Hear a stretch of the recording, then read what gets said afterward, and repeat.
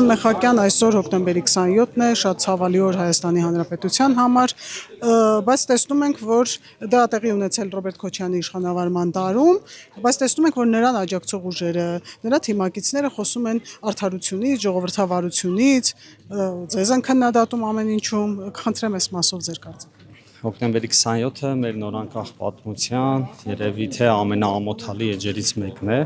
որը մինչև հիմա բազմաթիվ հարցեր է տալիս, որովհետև մեր հանրության համար դեռ մինչև հիմա չկա հստակություն դրա իրական կազմակերպիչների հետ կապված։ Տեսեք, երեսպաշտության մի տենց նոր սանդղակ է սահմանված, որ ես նախորդիվ իմ հարցազրույցներից մեկում ասել եմ, ցավոք սրտի, մենք հիմա ապրում ենք մի ժամանակահատվածում, որտեղ որ գողերը ավելի շատ են գողությունից խոսում, որտեղ որ մարդասպանները ավելի շատ են սպանություններից խոսում, թալանչիները թալանից եւ այսպես շարունակ։ Բայց կարծում եմ մեր ժողովուրդը խելամիտ է եւ մեր ժողովուրդը ողջամիտ է եւ վերջին տարիների մեր քաղաքական ընտրություններում ժողովուրդը հստակ իր դիրքորոշումն ու աջակցությունն է հայտնում այն ուժին մեծամասնություն կազմելու, որը արդար է, որը ժողովրդի կամոք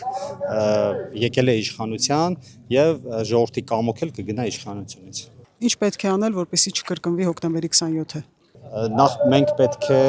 մեր պետական եւ տեղական ինքնակառավարման մարմինները, մեր ինստիտուտները կայացնենք, զարգացնենք այն աստիճանի, որ իրենք ամբողջությամբ աշխատեն այն նպատակի համար եւ աշխատեն լավ ու բարձր որակով, որպեսզի սպասարկեն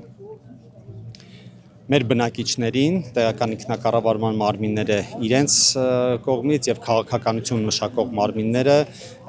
իրենց կանոնադրական պարտականությունները կատարեն ավելի որակով եւ պատշաճ։ Կարծում եմ առաջին հերթին դա է, նաեւ պետք է մեր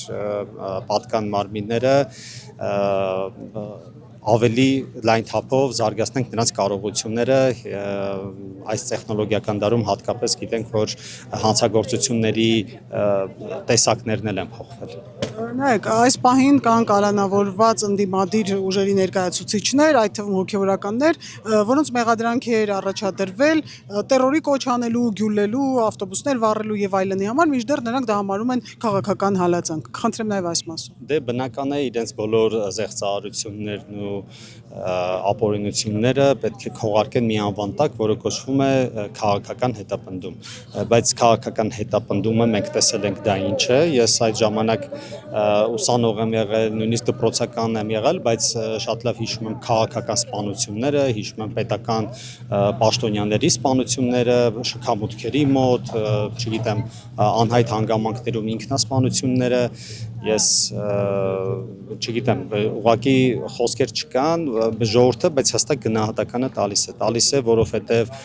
չի աջակցում այդ ուժերին, նրանք արդեն քանի տարի է ժողովրդի քվեով իշխանություն եկած մարդկանց կամ իշխանությանը, որը ժողովրդի քվեով է եկել իշխանության, նրանց դեմ այդ մարդիկ իրենց խմբակները պարբերաբար փորձում են իրականացնել ինչ-որ գործողություններ, բողոքի ակցիաներ, բայց դա իրենց աջակիցներից այն կողմ չի տարածվում, ժողովրդի լայն շրջանակները հստակ չեն աջակցում